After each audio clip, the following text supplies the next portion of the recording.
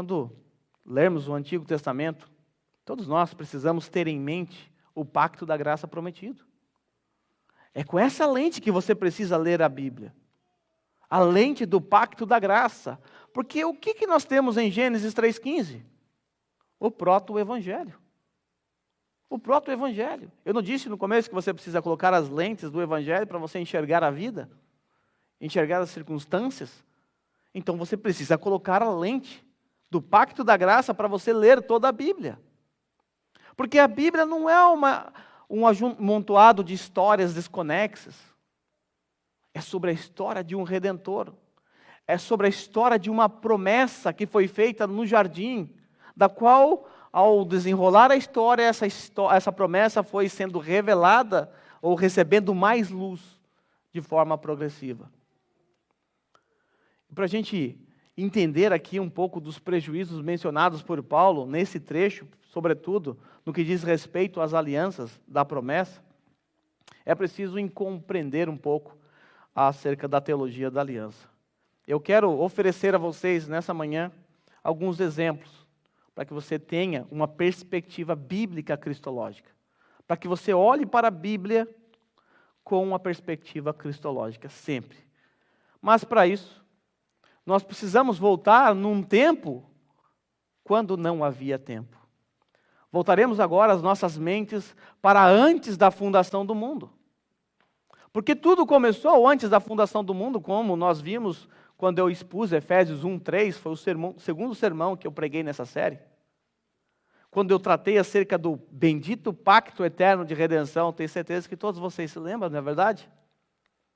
Ali nós vimos que a obra da redenção, que foi aplicada a nós pelo Espírito Santo, executada pelo Filho, planejada pelo Pai, na verdade ela começou na eternidade passada. Quando Pai e Filho entraram num acordo para salvar os seres humanos que ainda nem haviam sido criados. E esse pacto que foi feito entre o Pai e o Filho na eternidade passada é conhecido como o pacto eterno da redenção. Então começamos pela eternidade passada, quando Deus aprove entrar num acordo para redimir o seu povo que ainda nem existia. O que Deus faz depois? Bom, Deus cria o mundo, cria tudo o que neles há, e lá no sexto dia Deus cria o homem, e coloca o homem lá no jardim. O homem é responsável então para cuidar de tudo aquilo que Deus havia criado. Naquele jardim, então, Deus faz um pacto com Adão. Esse pacto é conhecido como o pacto de obras. Nesse pacto, Deus exigiu que Adão obedecesse, não comendo de um certo fruto proibido. Esse pacto é um pacto de obras porque ele é condicional.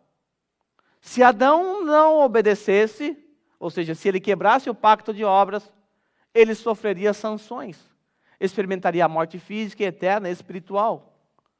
Se ele não quebrasse o pacto de obras, então ele gozaria dos privilégios de estar no jardim de Deus, na presença de Deus, e de gozar de uma vida sem pecado. Mas nós sabemos que a história não foi por aí. Depois, Deus criou Eva para ser auxiliadora de Adão. Colocou do lado, fez o homem dormir, arrancou uma costela dele e criou a sua costelinha, a Eva. Mas como bem sabemos, a Eva deu ouvidos à serpente. Ela emprestou os seus ouvidos à serpente. Adão foi incompetente em cuidar da sua esposa. Ela foi lá, comeu o fruto e também deu a Adão. Quando Adão comeu do fruto proibido, aconteceu o que nós conhecemos como a queda. Adão despencou, caiu, e ele arrastou consigo toda a raça humana. Porque Deus havia estabelecido Adão como um representante da raça humana, um cabeça federal. E se Adão obedecesse, todos os seus descendentes estariam em obediência junto com Adão. Porém, se Adão caísse, se ele quebrasse o pacto, toda a sua descendência nasceria debaixo de um pacto quebrado, inimigos de Deus, caídos por natureza. Deus estabeleceu Adão como nosso representante federal. E esta realidade pode ser percebida nesse texto de Romanos 5,12. Portanto, da mesma forma como o pecado entrou no mundo por um homem, e pelo pecado a morte, assim também a morte veio a todos os homens, porque todos pecaram. Consegue perceber essa representatividade federal?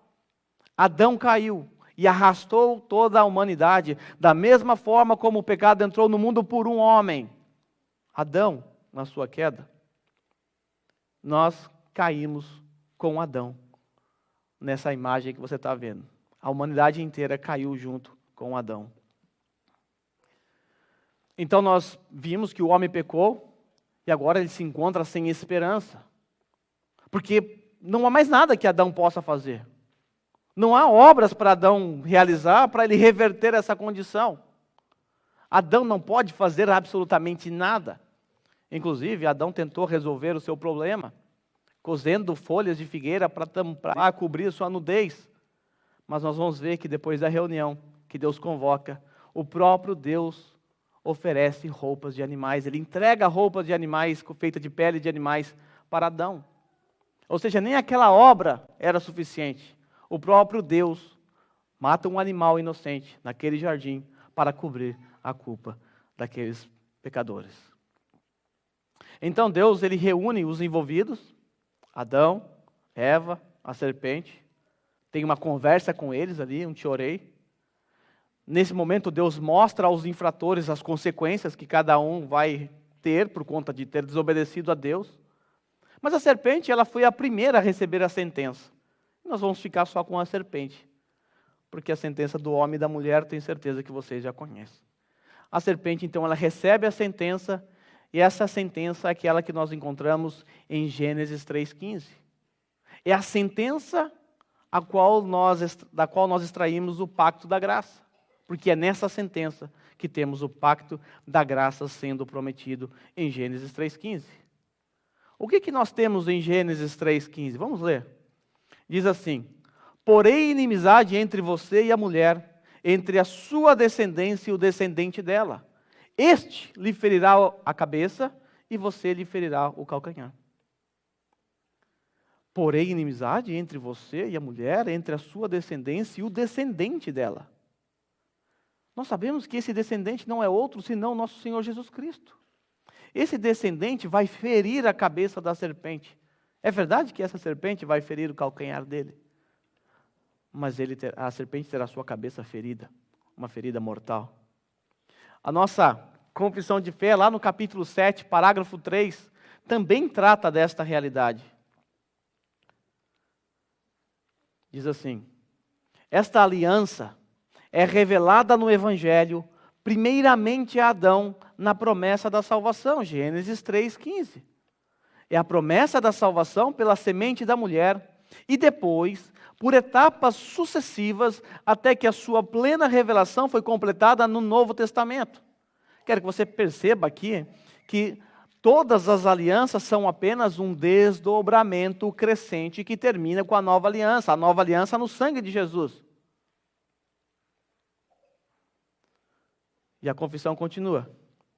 Essa aliança, que foi revelada progressivamente e completada no Novo Testamento, ela é fundada naquela transação da eterna aliança que houve entre o Pai e o Filho para a redenção dos eleitos. Aquela aliança eterna, o pacto eterno de redenção, aquele que foi feito na eternidade passada. Então veja aí todos os pactos: pacto noético, pacto abrâmico, pacto mosaico, pacto davídico. Todos esses pactos estão numa crescente, rumo à cruz, indo em direção à cruz. Nós vamos ver isso com um pouco mais de detalhes. Vamos olhar então para essas principais alianças. E eu quero que você perceba que todas elas estão ligadas à aliança da graça, ao pacto da graça. Vamos pensar na primeira aliança que aparece na palavra de Deus, o pacto noético. Quando observamos essa aliança que Deus fez com Noé, nós descobrimos que Deus fez ali uma aliança de preservação. Mas o que Deus estava preservando? Será que a história da arca de Noé é sobre a fé de Noé? É sobre Noé? Será que ele é o personagem principal dessa história? Bem, ele aparece bastante nessa história, é verdade. Em Hebreus ressalta a fé dele ali, é verdade. Ele construiu um barco, afinal, num tempo em que não chovia. Mas essa história não é sobre Noé. Essa história, dentro da revelação progressiva, ela está ali. Deus resolveu salvar aquele povo, aqueles 8 que entraram no barco. Não por conta da bondade deles, não porque Noé era muito bom. Basta você ver o que Noé fez, né, depois que saiu do barco. Se embriagou, seu filho o cão, viu ele nu e ele acabou sendo amaldiçoado. Então não é porque não era bom. Deus estava preservando o descendente prometido em Gênesis 3,15. Porque se Deus destruísse a raça humana toda, e isso seria justiça, ninguém ia reclamar disso, porque todos mereciam morrer mesmo. Se Deus fizesse isso, como o pacto eterno de redenção, aquele pacto que foi prometido, estabelecido na eternidade passada, e o pacto da graça seriam cumpridos no nosso tempo. Deus estava preservando a linhagem do Messias através de Noé. No pacto abraâmico, Deus estava fazendo o quê? Deus estava criando o berço, a nação da qual viria o descendente da mulher. Esse descendente da mulher precisaria nascer em algum ambiente, em algum berço. E Deus escolheu a nação de Israel. E esse pacto aqui ele é muito importante para o contexto do versículo que nós estamos estudando hoje. Porque de Abraão nasce a nação de Israel. Então eu quero me deter um pouco nesse pacto, por conta do contexto da passagem a qual nós estamos estudando.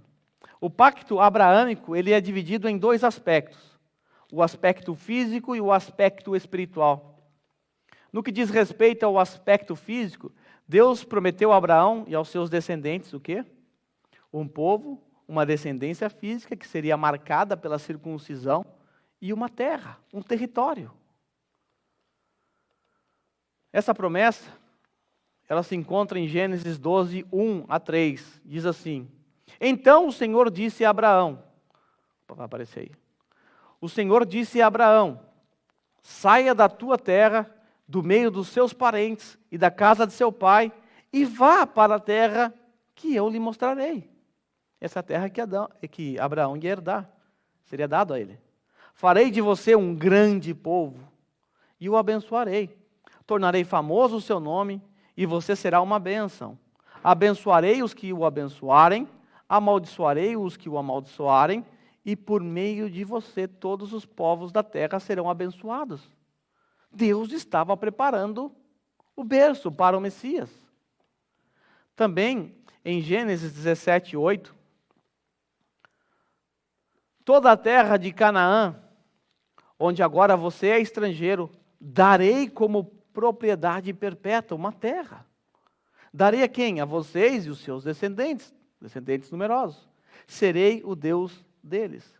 Da sua parte, disse Deus a Abraão, guarde a minha aliança, tanto você como os seus futuros descendentes. Esta é a minha aliança com você e com os seus descendentes, a aliança que terá que ser guardada.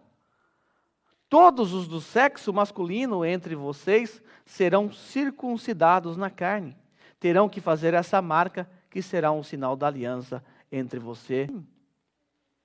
Então nós temos aí o aspecto físico da aliança que Deus fez com Abraão. E no que diz respeito a esse aspecto físico, nada disso vem para nós aqui hoje. Deus não prometeu a você uma terra que mana leite e mel. Deus não exige de você uma circuncisão física. Mas no que diz respeito ao aspecto espiritual, nós gentios nos encaixamos perfeitamente. Nós, os gentios que cremos em Cristo, isso é importante. Nós que cremos em Cristo nos tornamos participantes dos privilégios, dos aspectos espirituais da aliança. É verdade que nós não somos herdeiros da terra prometida, não somos descendentes físicos de Abraão e tal, mas somos descendentes espirituais com Abraão. Nós somos descendentes de Abraão, você sabia disso? Você fala, não, sou descendente de japonês, italiano, turco, Davi. Nós somos descendentes de Abraão. A Gide é também, né? Porém, nós não somos descendentes físicos. Somos descendentes espirituais. Isso ocorre por conta desse aspecto espiritual da aliança com Abraão. Essa aliança aponta para a nossa realidade. Veja essa realidade presente em Gálatas, capítulo 4. Ixi. Quem conseguir ler vai ganhar uma Bíblia de presente. 4, 24, 21 a 24. 24 a 31. Digam-me vocês, os que querem estar debaixo da lei. Acaso vocês não ouvem a lei? Pois está escrito que Abraão teve 2 filhos. Um da escrava, o outro da livre. O filho da escrava nasceu de modo natural, mas o filho da livre nasceu mediante a promessa. Isso é usado aqui como uma ilustração.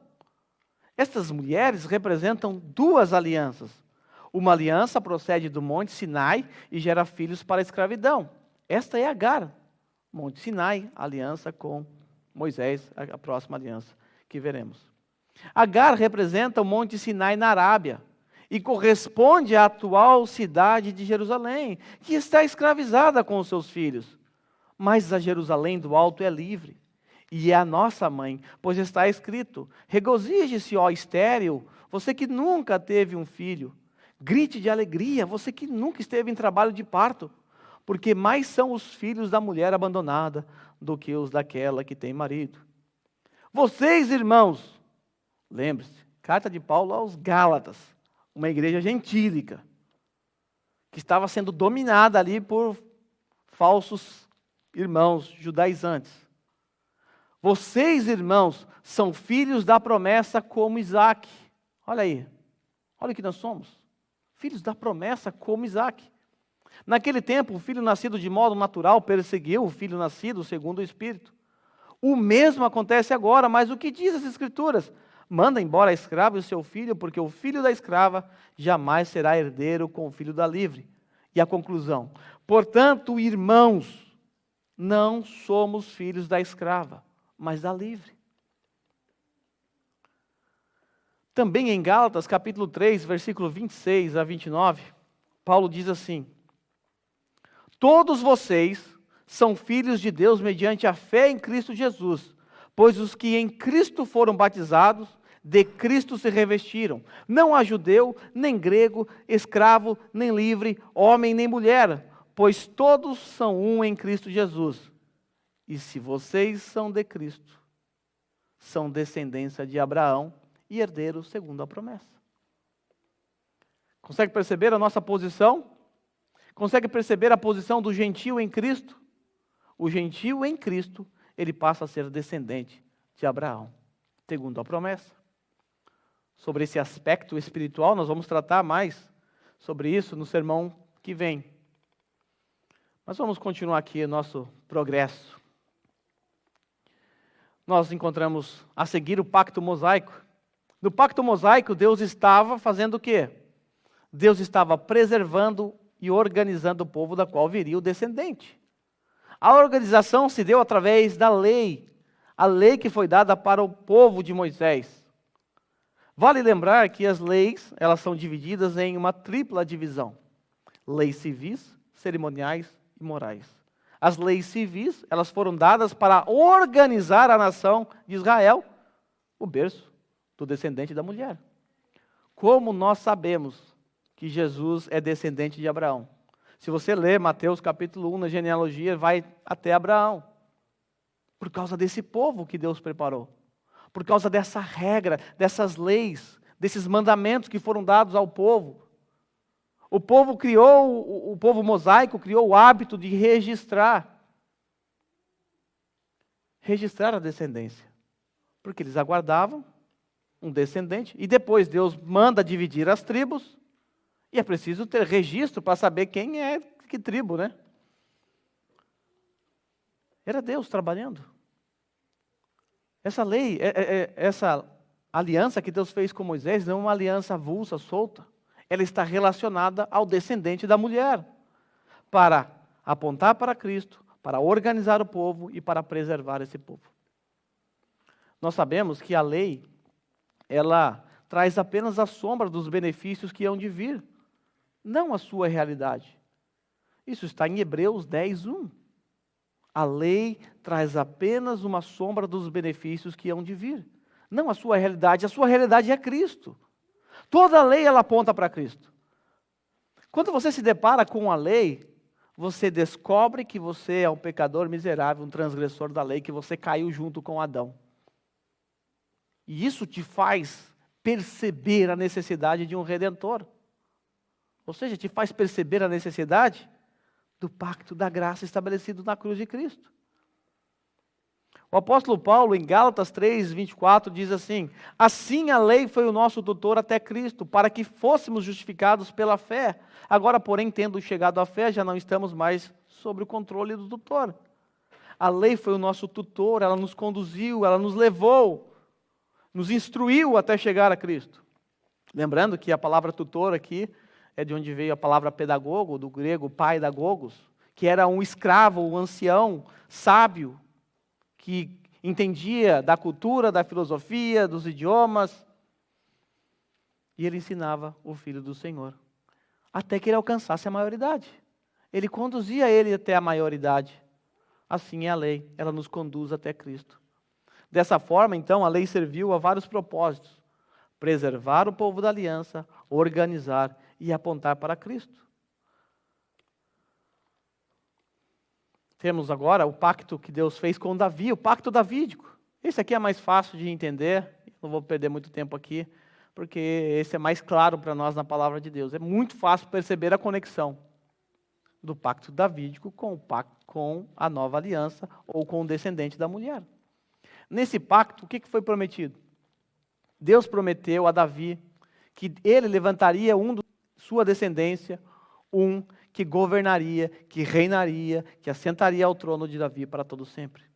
E foi exatamente nesse momento que surgiu o conceito acerca de Messias. Porque a palavra Messias significa ungido, e era um hábito naquele tempo, e a nação de Israel adotou esse hábito, derramar óleo na cabeça do rei na cerimônia pública de reconhecimento diante dos seus súditos. Então eu quero que você preste bastante atenção em tudo isso que vocês estão vendo aí e entendam que não são alianças desconectadas. Não são alianças que foram dadas em dispensações diferentes. São apenas alianças que foram dadas apontando para uma outra aliança. A aliança da nova aliança. A aliança na cruz de Cristo, a aliança no sangue de Cristo. Todas essas alianças têm como fundamento a aliança da graça. Então não são várias alianças desconectadas ou não são várias dispensações, mas é um desenrolar histórico. É a revelação progressiva de Deus. Deus foi se revelando pouco a pouco.